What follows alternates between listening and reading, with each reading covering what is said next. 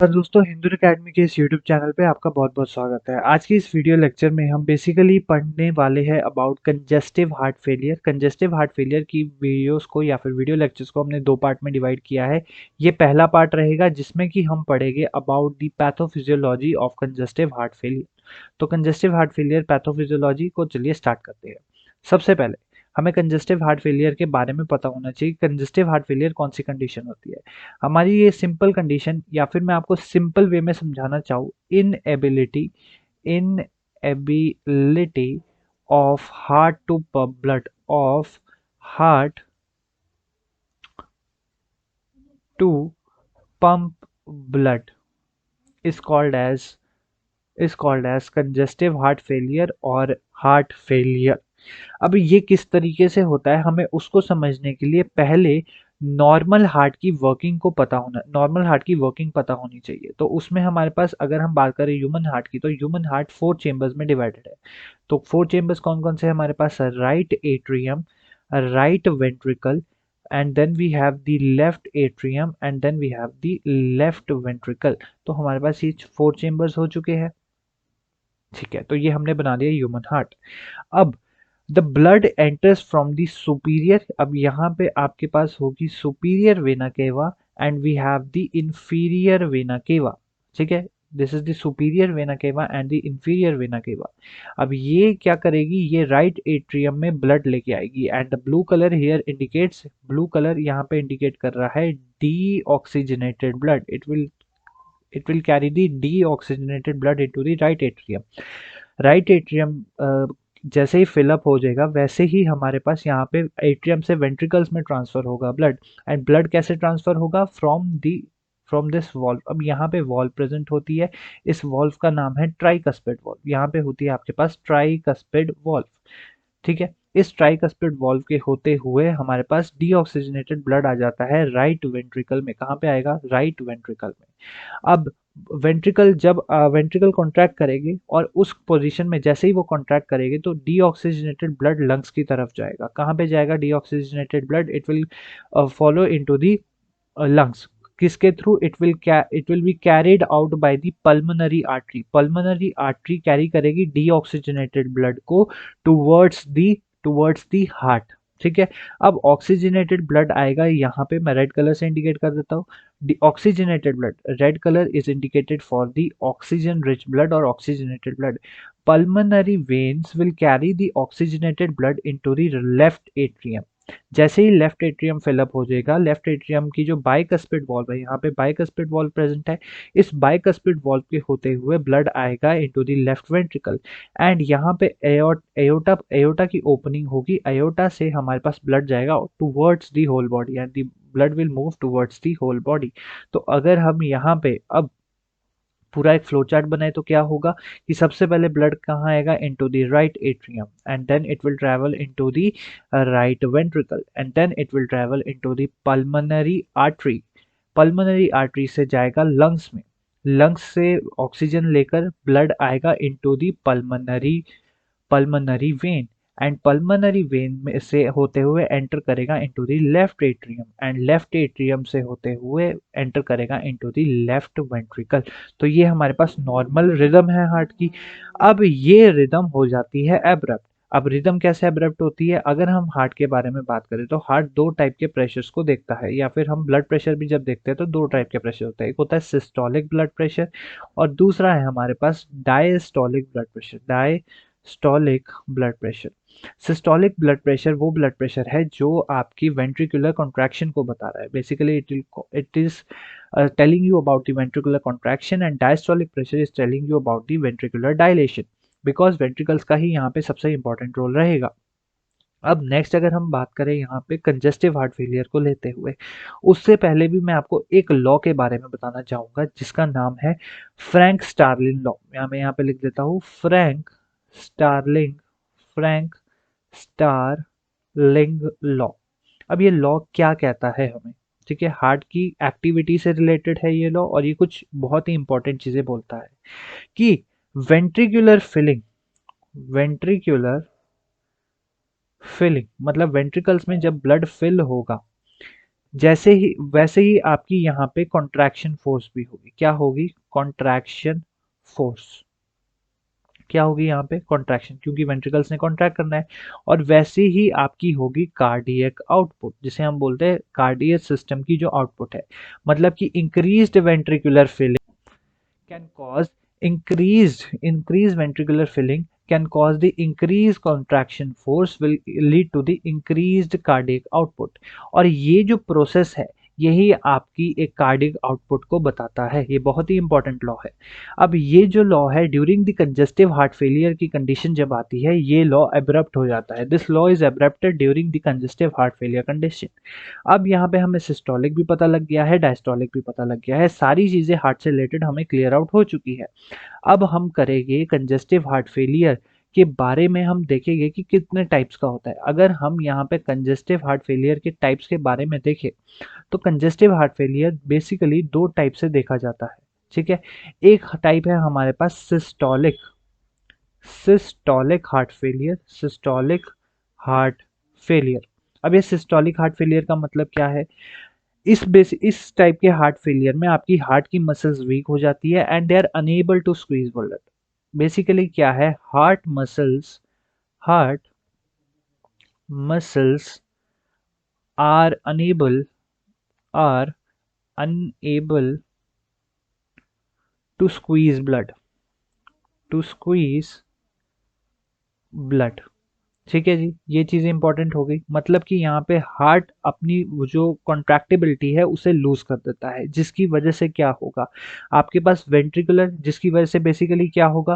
Poor ventricular contraction, poor ventricular contraction, ventricles contract नहीं कर पाएंगे अच्छी वजह से, जिसकी वजह से क्या होगा? It will lead to the decreased amount of blood pumping. क्या होगा? ब्लड जो पंप होगा वो डिक्रीज हो जाएगा, जो ब्लड का अमाउंट है वो क्या हो जाएगा? डिक्रीज। जो पंपिंग ब्लड का अमाउंट है वो डिक्रीज हो जाएगा, जिसे हम इजेक्शन फ्रैक्शन बोलते हैं। क्या बोलते हैं? Ejection fraction. इजेक्शन फ्रैक्शन का मतलब इजेक्ट होना मींस बाहर निकलना, फ्रैक्शन मींस परसेंटेज के बारे में बात हो रही है। तो यहाँ पे जो ईएफ रेशो है या फिर ईएफ है वो क्या होता है? लो। ईएफ क्या होता है? आपके सिस्टोलिक ब्लड प्रेशर के case, sorry, systolic heart failure के केस में जो ईएफ वैल्यू होती है वो लो रहती है। अगर हम नॉर्मल ईएफ वैल्यू की बात करें, यहाँ पे मैं लिख देता हूँ, normal EF value means normal ejection value, normal ejection fraction value, that is around, basically around होनी चाहिए 50 टू 65%, 50 टू 65% होनी चाहिए। लेकिन during the systolic heart failure जो इजेक्शन फ्रैक्शन होगा आपके पास, it will be less than 40%। 40% से भी नीचे चला जाएगा। बिकॉज रीजन क्या होगा? क्योंकि हार्ट मसल्स कॉन्ट्रैक्शन शो नहीं करेगी, स्क्वीजिंग शो नहीं कर पाएगी, जिसके कारण पुअर वेंट्रिकुलर कॉन्ट्रैक्शन शो होगी, कॉन्ट्रैक्शन शो होगी। और हम जो हार्ट फेलियर नॉर्मली केसेस में, हाँ, पेशेंट्स में देखते हैं, वो नॉर्मली कौन सा होता है? Systolic heart failure. तो it is also called as the common heart failure types. ठीक है, कॉमन हार्ट फेलियर टाइप्स है आपका कौन सा? Systolic heart failure. अब नेक्स्ट हम बात करते हैं यहाँ पे कि हमारे पास दूसरा हार्ट फेलियर किस टाइप का होता है। जो हमारे पास सेकंड हार्ट फेलियर है, that is diastolic heart failure, that is diastolic heart failure. ठीक है, आई होप मैंने स्पेलिंग गलत सही लिखी होगी। अगर गलत है तो प्लीज समझ लेना, लेकिन प्लीज यहाँ पे मैं सिर्फ समझाने की कोशिश कर रहा हूँ, स्पेलिंग्स पे मत जाना मेरी। डायस्टोलिक हार्ट प्रेशर में क्या होता है कि हार्ट की जो कॉन्ट्रैक्टिबिलिटी है, अब यहाँ पे इंपॉर्टेंट पॉइंट देखना, हार्ट मसल्स कॉन्ट्रैक्ट इजीली या फिर heart muscles squeeze blood normally. Heart muscle squeezes squeezes normal blood या फिर नॉर्मली, स्क्वीजेस नॉर्मली मींस यहाँ पे कॉन्ट्रैक्शन जो है वो नॉर्मल होगी। लेकिन लेकिन जो हार्ट मसल्स है वहां पे स्टिफनेस आ जाएगी। क्या आ जाएगी? Stiffness in heart muscles, stiffness in heart muscles. अब अगर मसल आपकी यहाँ पे स्टिफ हो गई तो क्या होगा? It will now be unable to relax. अब अगर मसल स्टिफ होगी तो क्या होगा? It will be unable to relax, relaxation नहीं हो पाएगी, क्योंकि हमें वेंट्री डायस्टोलिक का मतलब यहाँ पे रिलैक्सेशन से बोल रहा है। यहाँ पे आपके पास वेंट्रिकल्स फिर क्या हो पाएंगे? वेंट्रिकल्स में नॉर्मल, अगर रिलैक्स नहीं हो पाएगा तो यहाँ पे वेंट्रिकल्स में नॉर्मल फिलिंग नहीं होगी। No normal filling in ventricles, ventricles में वी से वेंट्रिकल, नो नॉर्मल फिलिंग, ठीक है। अब अगर वेंट्रिकल्स में फिलिंग नहीं होगी तो आपकी क्या होगा, यहाँ पे एक इंपॉर्टेंट चीज जो इजेक्शन फ्रैक्शन है, ईएफ वैल्यू है, वहां पे नो चेंज देखने को मिलता है, क्योंकि इजेक्शन फ्रैक्शन यहाँ पे उसका कुछ ज्यादा रोल नहीं होगा, उसका रोल रहेगा सिस्टोलिक हार्ट फेलियर के केस में। और लेकिन यहाँ पे क्या होगा कि जो आपकी स्ट्रोक वॉल्यूम होगी, क्या होगी basically, stroke volume plus cardiac output, stroke volume plus cardiac output दोनों कम हो जाएगी, बोथ विल गेट डिक्रीज। और हार्ट फेलियर के केस में यहाँ पे इजेक्शन फ्रैक्शन प्रिजर्व रहता है, मींस यहाँ पे इजेक्शन फ्रैक्शन नॉर्मल रहता है। तो दोनों में क्या डिफरेंस है, सिस्टोलिक हार्ट फेलियर में आपकी हार्ट की मसल स्क्वीज मतलब कॉन्ट्रैक्शन अच्छे से शो नहीं कर पाती है, जिसके कारण ब्लड का कम अमाउंट पंप होता है, और इजेक्शन फ्रैक्शन जो है वो लेस देन 40% रहता है। कॉमन टाइप का हार्ट फेलियर होता है आपका systolic heart failure. Diastolic heart failure में आपके पास मसल्स, जो हार्ट की मसल्स है, स्क्वीजिंग कॉन्ट्रैक्शन अच्छे से करती है, बट यहाँ पे रिलैक्सेशन अच्छे से नहीं हो पाती है। रिलैक्सेशन अच्छे से नहीं हो पाती है तो मतलब यहाँ पे वेंट्रिकल्स में नॉर्मल फिलिंग नहीं होगी, स्ट्रोक वॉल्यूम और कार्डिक आउटपुट भी कम हो जाएंगे, जो कि हार्ट फेलियर की कंडीशन को लेके आएगी। इजेक्शन फ्रैक्शन की जो वैल्यू है वहाँ पे कोई भी चेंज या फिर कोई भी आपको सर्टेन चेंजेस देखने को नहीं मिलते हैं, वो ज्यादातर चेंजेस आपको किस में देखने को मिलते हैं, सिस्टोलिक हार्ट फेलियर में। अगर क्वेश्चन आ जाए कि इजेक्शन फ्रैक्शन है वो लेस देन 40% है, तो बोल देना है कि वहां पे आपके पास सिस्टोलिक हार्ट फेलियर की कंडीशन प्रोड्यूस हो चुकी है। अब जब हमारी बॉडी हार्ट फेलियर या फिर पेशेंट की बॉडी हार्ट फेलियर की कंडीशन में जाती है, कंजेस्टिव हार्ट फेलियर की कंडीशन में जाती है, तो बॉडी खुद कॉम्पेंसेट करती है, ठीक है। बॉडी खुद देखती है कि चलो अभी इस टाइम पे, क्योंकि बॉडी का हेमोस्टैटिक कंडीशन मेंटेन करके रखता है, तो बॉडी दो तरीके से यहाँ पे हेल्प करती है। पहला तरीका हमारे पास कौन सा रहता है, मैं यहाँ पे लिख देता हूँ। पहला तरीका रहता है सिंपैथेटिक सिस्टम की एक्टिवेशन। सिंपैथेटिक सिस्टम की मदद से आपकी बॉडी हेल्प करेगी क्या करने, किसको रिटेन करने में, आपकी कार्डियक आउटपुट को रिटेन करने में।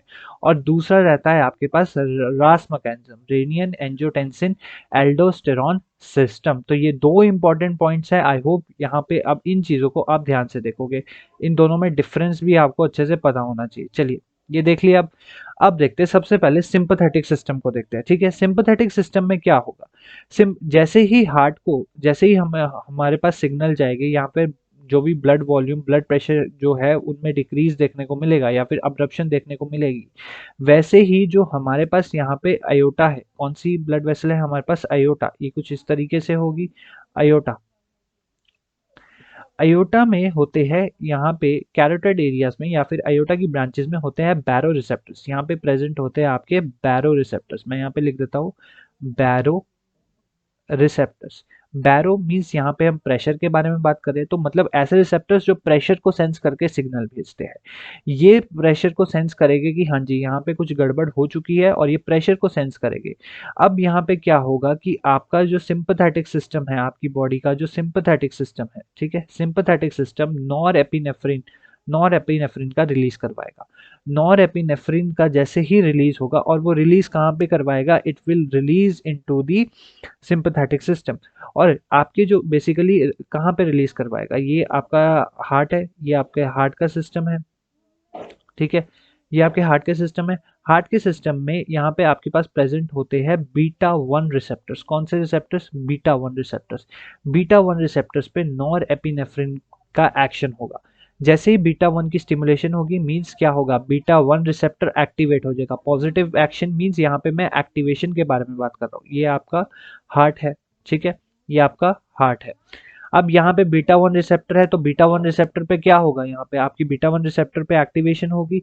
अभी बीटा वन रिसेप्टर की लोकेशन ज्यादातर केसेस में एसए नोड में रहती है, मायोकार्डियम एरिया में रहती है, और साथ के साथ आपके वेंट्रिकुलर कंडक्शन सिस्टम में प्रेजेंट होती है। मतलब वेंट्रिकुलर कंडक्शन सिस्टम में, एसए नोड में और आपके मायोकार्डियम की लेयर में प्रेजेंट होते हैं। अब ये बेसिकली क्या करेंगे, ये आपकी हार्ट की एक्टिविटी को बढ़ाएंगे, मींस यहाँ पे क्या एक्शन प्रोड्यूस करेंगे, they will increase the heart rate, means heart rate को बढ़ाएंगे।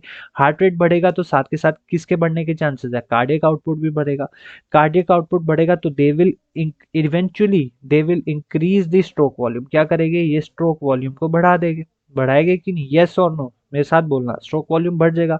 स्ट्रोक वॉल्यूम जैसे ही बढ़ेगा वहां पे आपकी जो कार्डियक की एक्टिविटी है वो क्लियर आउट हो जाएगी, और आपके पास बेसिकली बॉडी कोशिश करेगी मेंटेन करने में इनटू दी होम्योस्टैटिक कंडीशन। साथ के साथ नॉरएपिनेफ्रिन का जो आपके पास एक्शन है वो आपको किडनीज पे भी देखने को मिलता है। किडनीज पे हमारे पास जेजी सेल्स होते हैं, जक्स्टाग्लोमेरुलर सेल्स। जक्स्टाग्लोमेरुलर सेल्स पे भी आपको बीटा 1 रिसेप्टर देखने को मिलते हैं। तो नॉरएपिनेफ्रिन का किडनी पे भी एक्शन होगा, जो कि क्या करेंगे, बीटा 1 रिसेप्टर की एक्टिवेशन करेंगे। क्या करेंगे, बेसिकली बीटा 1 रिसेप्टर की एक्टिवेशन। अब ये बीटा 1 रिसेप्टर एक्टिवेट हो गया है जेजी सेल्स में। अब आ जाओ रास मैकेनिज्म पे। रास मैकेनिज्म ने हमने प्रीवियस वीडियो में भी देखा था और समझा था, जिसका नाम है रेनिन। तो सबसे पहले हम रेनिन का फंक्शन समझ लेते हैं। तो रेनिन रेनिन क्या करेगा, जेजी सेल से सिक्रीट होगा, ठीक है, it will get secreted from the Jazzy sales. और जेजी सेल्स कैसे सिक्रीट करेंगे, जब वहां पे बीटा 1 एक्टिवेशन हो जाएगी। क्या हो जाएगी, बीटा 1 रिसेप्टर की एक्टिवेशन हो जाएगी। जैसे ही रास मैकेनिज्म एक्टिवेट हो गया तो आपके पास बेसिकली लिवर है, ठीक है, हमारे पास हमारा सबका प्यारा प्यारा एक लिवर है। अब लिवर क्या करेगा, एंजियोटेंसिनोजन, एंजियोटेंसिनोजन इसकी सिक्रीशन करेगा, टेंसिनोजन। अब ये एंजियोटेंसिनोजन बेसिकली क्या करेगा, रेनिन की प्रेजेंस में आकर, ठीक है, रेनिन की प्रेजेंस में आकर एंजियोटेंसिन 1 में कन्वर्ट हो जाएगा। किस में कन्वर्ट हो जाएगा, एंजियोटेंसिन 1 में कन्वर्ट। अब लंग्स बेसिकली आपकी बॉडी में लंग्स भी प्रेजेंट है, तो लंग्स बेसिकली क्या करेंगे, लंग्स से सिक्रीट होती है आपकी कौन सी enzyme, ACE enzyme, angiotensin converting enzyme. ये एंजियोटेंसिन कन्वर्टिंग एंजाइम एंजियोटेंसिन 1 को कन्वर्ट कर देती है एंजियोटेंसिन 2 में। किस में कन्वर्ट कर देगी, एंजियोटेंसिन 2 में। अब यही एंजियोटेंसिन 2 है आपका जो कि वेजोडाइलेशन, सॉरी वेजो कंस्ट्रिक्शन करेगा। क्या करेगा, बेसिकली वेजो कंस्ट्रिक्शन करेगा। और साथ के साथ क्या करेगा, it will also increase the blood volume. Blood volume को क्या करेगा, ब्लड वॉल्यूम की इंक्रीज करेगा। साथ के साथ एक और इसका एक इंपॉर्टेंट एक्शन हमें क्या देखने को मिलता है, इंपॉर्टेंट एक्शन हमें ये देखने को मिलता है कि ये एल्डोस्टेरॉन, ठीक है, एड्रिनल कॉर्टेक्स में जाके एल्डोस्टेरॉन की सिक्रीशन भी करेगा, एल्डोस्टेरॉन की सिक्रीशन करेगा, जिसकी वजह से अब इन सब की वजह से आपकी क्या होगा, increased heart rate and increased cardiac output. इन सब की वजह से क्या होगा, increased heart rate and increased cardiac output. किस तरीके से, एंजियोटेंसिन 2 जो आपके पास एंजियोटेंसिन 2 जो है आपके पास, ये वास्कुलर एंडोथेलियल सेल्स पे जाएगा। वास्कुलर, अगर हम बात करें यहाँ पे किसकी, vascular vascular endothelial cells, endothelial cells पे यहाँ पे क्या प्रेजेंट हो गए, it will also contain 80 receptors, angiotensin receptors पे इनकी एक्टिवेशन होगी। एंजियोटेंसिन की वजह से ये रिसेप्टर्स एक्टिवेट हो गए और बेसिकली क्या करेंगे, यहाँ पे एक्शन होगा to increase your heart rate. अब ये जो सिस्टम है ये आपकी मेंटेनेंस में मदद करेगा। क्या करेगा, मेंटेनेंस में मदद करेगा for during your congestive heart failure condition. अब हमारी बॉडी में हर चीज का बैलेंस होना चाहिए, तो ड्यूरिंग जब आपका सिंपैथेटिक सिस्टम और रास मैकेनिज्म दोनों की ओवर एक्टिवेशन को बचाने के लिए हमारे पास कार्डियो प्रोटेक्टिव न्यूरोपेप्टाइड्स होते हैं। क्या रहते हैं, cardio cardioprotective cardioprotective natriuretic peptides, natriuretic peptides. अब ये पेप्टाइड्स का काम रहेगा कि रास मैकेनिज्म की ओवर एक्टिवेशन को रोकना। क्या करना, जो रास मैकेनिज्म है उसकी ओवर एक्टिवेशन को रोकना। Inhibition of over activation means हमें हमें तो एक ही सिस्टम तक चाहिए ना, तो इनिबिशन करेगा ओवर एक्शन ऑफ रास मैकेनिज्म। अब कैसे करेगा उस चीज को थोड़ा सा ध्यान से समझना। जैसे ही आपके हार्ट में, ठीक है, जैसे ही ये, जैसे कि हमारे पास हार्ट है, हार्ट में जैसे ही यहाँ पे स्ट्रेचिंग बढ़ेगी, क्या बढ़ेगी, हार्ट की स्ट्रेचिंग बढ़ेगी, means myocardial increased myocardial stretch, increased myocardial stretch. वैसे ही क्या होगा, आपकी जो एट्रियाज है, ठीक है, हमारे पास जो ये एट्रियाज है, कौन से एट्रियाज, ठीक है, जो हमारे हार्ट के एट्रियाज, ठीक है, एट्रियाज, ये सिक्रीट करेंगे, क्या सिक्रीट करेंगे, they will secrete the A type. ये क्या सिक्रीट करेंगे, ए टाइप नाटी नाट्री यूरेटिक पेप्टाइड, ठीक है, नाइट्रीयूरेटिक पेप्टाइड, जो कि बेसिकली इस ओवर एक्टिवेशन को या फिर ओवर स्ट्रेचिंग को रोकने में मदद करेगा। इसे हम बोलते हैं एएनपी, एएनपी की सिक्रीशन करेगा। साथ के साथ क्या होगा कि जो आपके वेंट्रिकल्स हो गए, कौन से हो गए आपके पास वेंट्रिकल्स, वेंट्रिकल्स भी सिक्रीशन करेंगे किसकी, जब मायोकार्डियल की ओवर स्ट्रेचिंग होगी तो सिक्रीशन करेंगे बी टाइप नाइट्रीयूरेटिक पेप्टाइड की, बीएनपी, जिसे हम बोलेंगे बीएनपी। तो एएनपी की भी सिक्रीशन होगी, बीएनपी की सिक्रीशन होगी। अब ये दोनों सिक्रीशन क्या करेगी कि मायोकार्डियल की ओवर स्ट्रेचिंग को रोकेगी।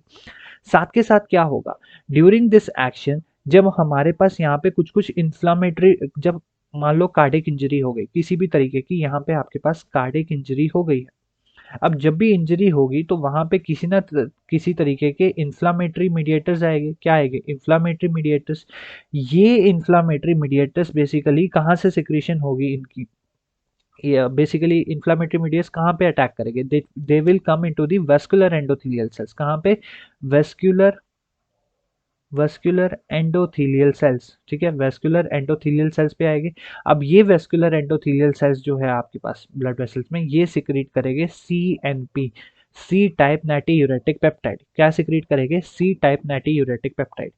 ANP, BNP and CNP, ANP, BNP and CNP. अब इन तीनों का क्या एक्शन होगा आपकी कार्डियक प्रोटेक्टिव एक्टिविटी में? ये बेसिकली क्या करेंगे? सबसे पहला पॉइंट कि ये आपके पास इंक्रीज करेंगे मायोकार्डियम की रिलैक्सेशन को। They will relax the myocardium, ठीक है, मतलब कि आपके पास जो मायोकार्डियम है, हार्ट की मसल्स है, उन्हें रिलैक्सेशन प्रोड्यूस करेंगे।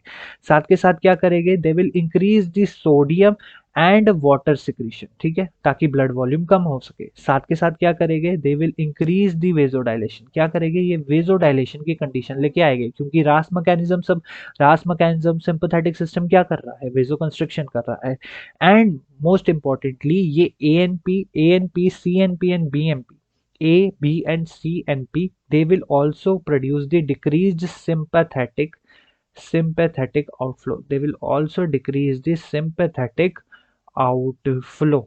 तो क्या हो जाएगा यहाँ पे? आपके पास जो कार्डिक सिस्टम है उसकी ओवर एक्टिविटी रुक जाएगी। अब somehow during the cardiac arrest क्या होता है कि ये जितनी भी एक्टिविटी है ना, ये ओवर एक्टिवेट हो जाती है, और ये इन एएनपी, बीएनपी, सीएनपी से भी नहीं हो पाती है।